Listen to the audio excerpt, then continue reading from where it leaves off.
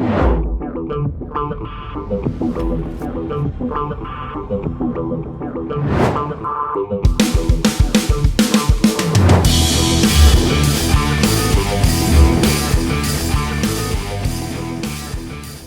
right, welcome back, you guys. Todd Falcone here today. Let's talk a little bit about how to improve your prospecting confidence, seeing how prospecting is literally the number one activity that leads to revenue in network marketing. I've said that for eons, and I continue to say it because it absolutely is. If you cannot enroll people into your company as distributors or bring customers on board, you cannot build a business. So we've got to get you dialed in when it comes to being super confident with regard to prospecting and engaging people in conversations about your network marketing opportunity and or the goods and services that you bring into the marketplace. So I'm going to cover 10 things today that I believe are going to help you be better and feel more confident in your prospecting game. So number one is you got to do it in spite of not feeling super confident and not feeling super good about it.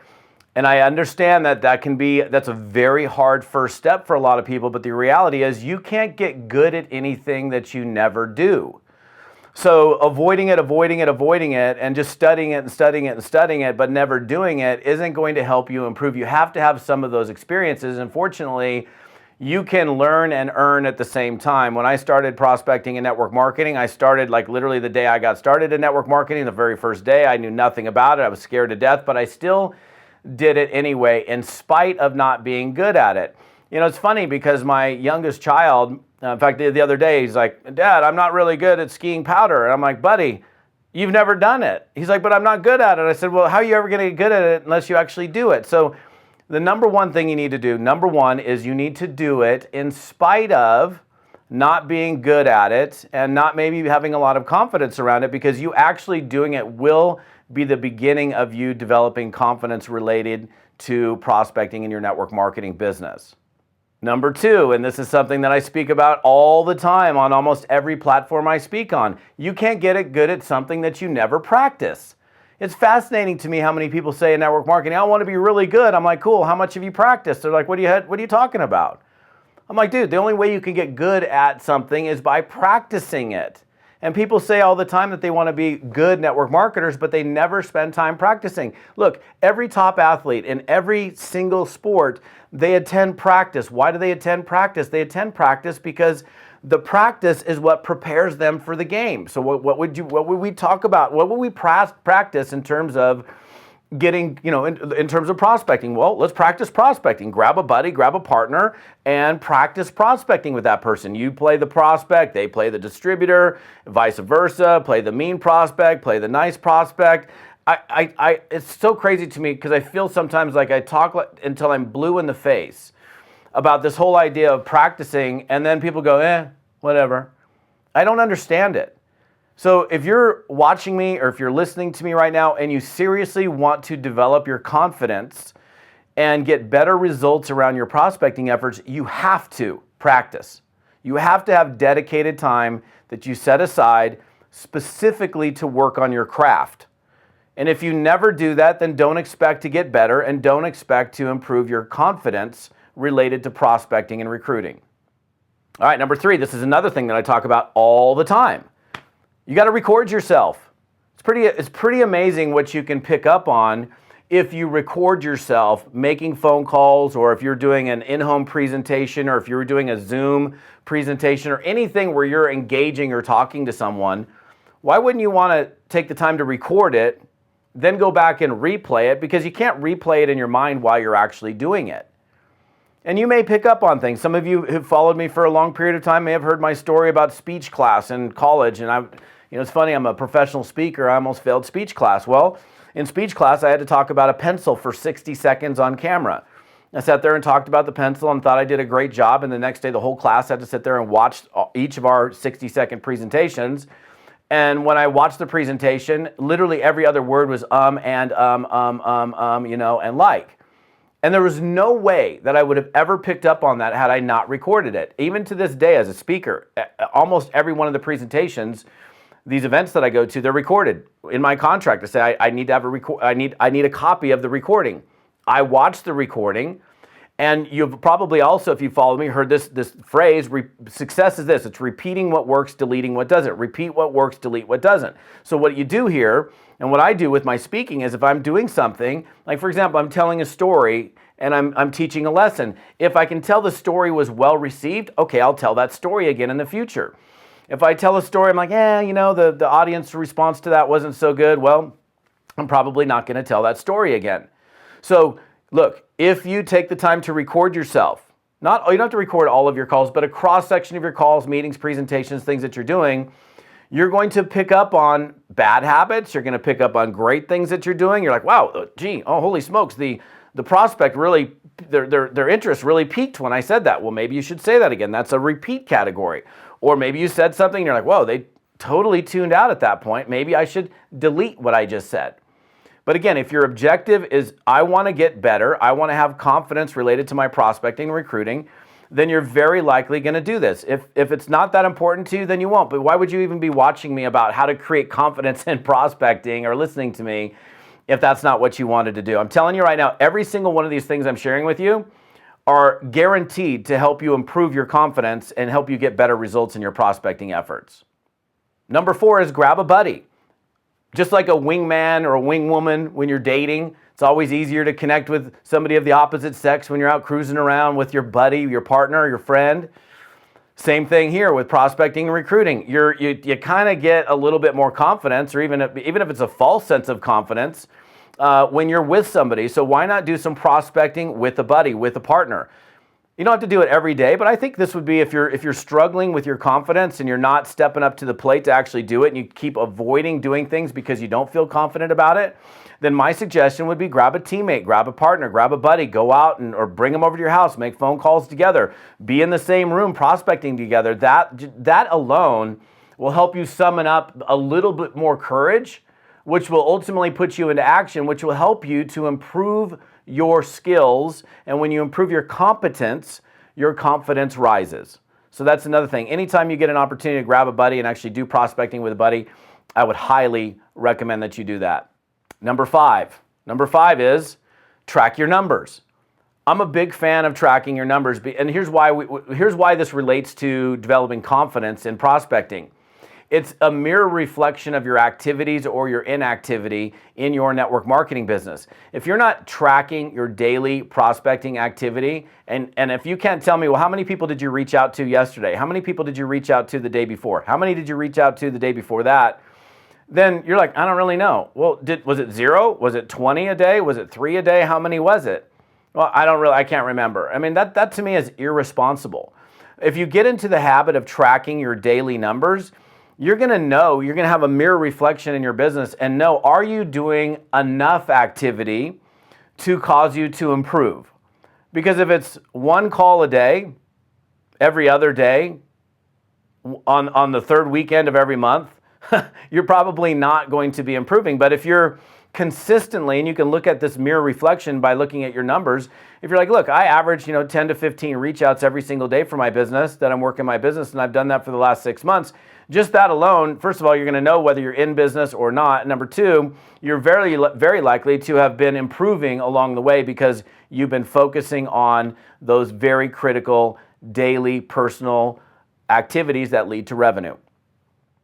Number 6, and this is yet another thing that I talk about all the time. It's so funny, the fundamentals are what lead to the greatest success. It's not that complicated. Getting good at this, getting good at network marketing, developing confidence related to your prospecting efforts, it's not technically challenging. It's not like you can't figure this out. I'm confident that each person watching or listening to me can figure this out. The next thing, number 6, is schedule what I call a power hour. And here's what a power hour is, and here's why this leads to confidence. A power hour is 60 minutes, no less, of uninterrupted time that's specifically and only dedicated to drumming up new business. In other words, you're literally sitting down and you're spending 60 minutes drumming up new business. That might be you picking up the call, picking up the phone and calling people, John, Susie, Bob, Sally, whatever, and you're making prospecting calls. It may be doing reach outs on text or Facebook Messenger or whatever it might be that you're doing for your opportunity, but it doesn't involve you checking your email and going back over here and then running downstairs for a snack or doing something else. You literally need to have at least 60 minutes of uninterrupted time that's doing the single activity, prospecting, drumming up new business. Why does that lead to confidence? Because the first call you might be, I kind of bumbled a little bit. Second call, I bumbled a little bit less. Third one, fourth one, fifth one. By the time it helps you to get into a groove. It helps you to, and what'll happen, you'll find this is exactly what'll happen. You'll kind of get going and you're warming up and you're getting going and you're getting going. And next thing you know, you're like, wait a minute, I just did this for 2 hours and I'm feeling really good about what I'm doing, and you'll be able to continue doing that. But if you just make a call and then later in the afternoon you make a call, it's kind of hard to get into a groove. So if you have the ability to schedule it like that, where you do 60 minutes, no less, of uninterrupted prospecting time, that's the only activity. There's nothing else. It doesn't matter what else happens during those 60 minutes because it's dedicated time. Imagine it being you're in the dentist and you're getting your mouth worked on for an hour. You can't take phone calls. You can't leave the dentist with the thing hanging out of your mouth. You're in the dentist. The only thing that you're doing right there at that moment in time for that 60 minutes or whatever it is you're in the dentist, you're only at the dentist's office getting your mouth worked on. Same thing here. Nothing else comes into play except that activity. And when you can do repeated activities over and over again, call, presentation, reach out, it just kind of gets you into a groove, and it really helps you to develop your confidence. Number seven is you got to know your stuff. Know your comp plan, know your company, know your tools, know your system. If you're making phone calls and you don't really understand what it is that you're doing, it's fascinating too. I've had people call me and I'm like, well, what company are you in? They're like, they don't even know the name of their company, or they don't. How can you prospect me and not know the name of your company? Who founded your company? And they don't know who it is. Now, look, sometimes we have brain farts, right? Like a momentary lapse of, I can't remember something. So, I mean, we all have those. One way to get around that is, and I'm a big fan of creating a one sheet for your network marketing business. A one sheet is just one sheet that's got all the details of all the important things that you would need to know. And you have it in arm's reach. You literally have it right in front of you. Name of the company, your distributor ID number, the company address, your personal website address, your ID, your password, your sponsor's name, sponsor's phone number, sponsor's email address, the tools that you're using. Look, if you're going to be successful in this business, you're not going to have a lot of confidence if you kind of don't know what's going on.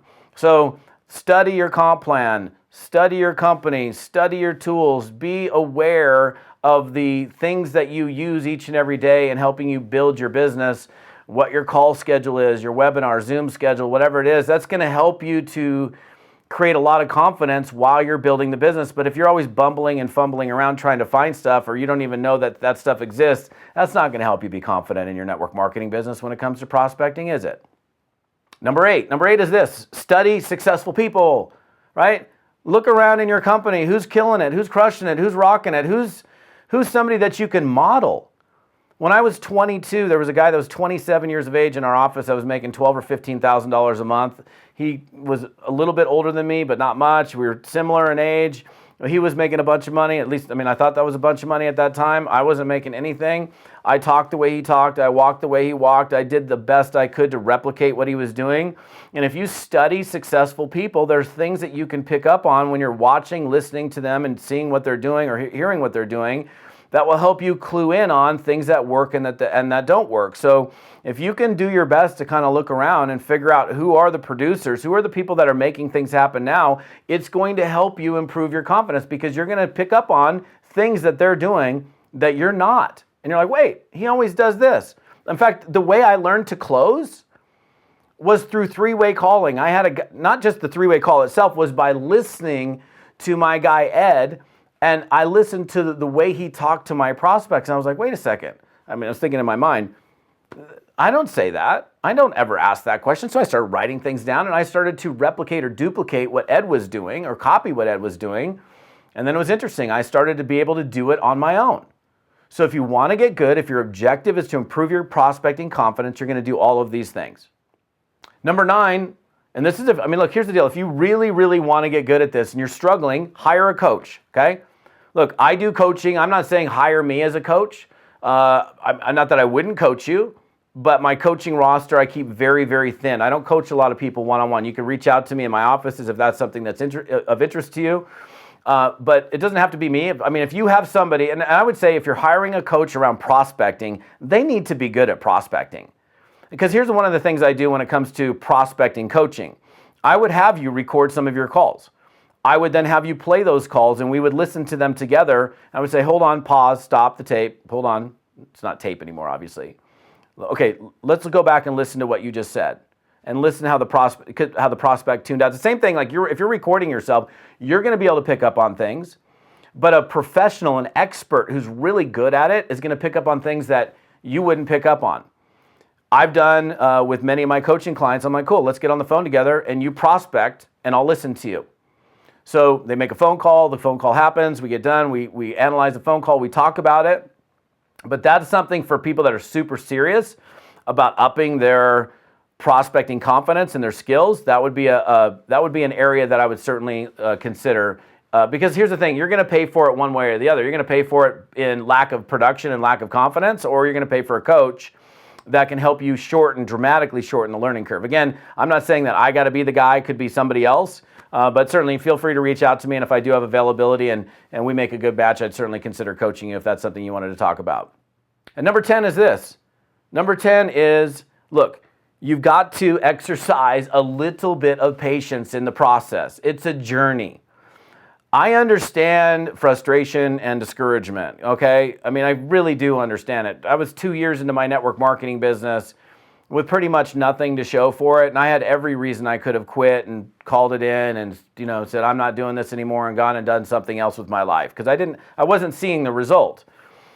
But I saw something in network marketing that was big enough for me to stay in there long term in spite of not getting the result. So if you're not getting results after 2 months, 3 months, 4 months, and you're getting so frustrated that you're going to quit, you're quitting too early. You got to exercise some patience. I'll tell you this, if you continue to do it and you work on these other items that I just discussed, if you continue to do it repeatedly over and over again, you will get good. You will improve. It may not happen in your time frame. It may be longer. I would have certainly hoped I had gotten better at prospecting and recruiting in a shorter period of time, but it took me longer than I anticipated. But you do need to exercise some patience along the journey. That's number 10. All right, that's it for today, my friends. Thanks so much for plugging in. For YouTube listeners and people that are plugging into my podcast, feel free to visit toddfalcone.com/episode 13 for some additional resources. Check out the Network Marketing Mastery section on that page. We'll see you next time. Have an amazing day.